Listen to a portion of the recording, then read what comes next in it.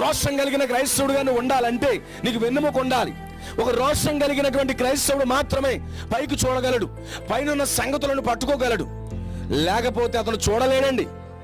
అందుకే ఈరోజు గమనించండి నా ప్రియ సోదరి సోదరులారా, ఈరోజు ఏ విధంగా ఉన్నారు? వెన్నెముక లేని క్రైస్తవులుగా ఉన్నారు, రోషం లేని క్రైస్తవులుగా ఉన్నారు.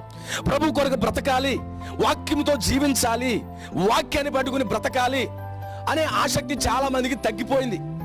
వాళ్ళు లోకంలో చాలా సమయాన్ని కేటాయిస్తారు, టెలివిజన్ల ముందు చాలా సమయం కేటాయిస్తారు. ఓ సినిమా హాల్కి పోతారు, ఒక క్రైస్తవుడిగా ఉండి సినిమా హాల్లో కనబడతారు. ఒక క్రైస్తవుడిగా ఉండి ఓ సీరియల్ ముందు ఉంటారు. ఒక క్రైస్తవుడిగా ఉండి సినిమా శిఖర్లో తిరుగుతూ ఉంటారు. ఒక క్రైస్తవుడిగా ఉండి వైన్ షాపుల్లో తిరుగుతూ ఉంటారు. వీళ్ళ పరిస్థితి ఏంటి? మళ్ళీ గుడికి వెళ్ళారంటే వెళ్ళిపోతారు. వీళ్ళు ఆదివారం గుడికి వెళ్ళిపోతారు, ఓ మధ్యాహ్నం నుంచి బార్కి వెళ్తారు, లేకపోతే సినిమాలకు వెళ్తారు, వీకెండ్ అని చెప్పుకుంటారు. వీళ్ళు ఎలాంటి వాళ్ళు అంటే నడుము వంగిపోయిన క్రైస్తవులు.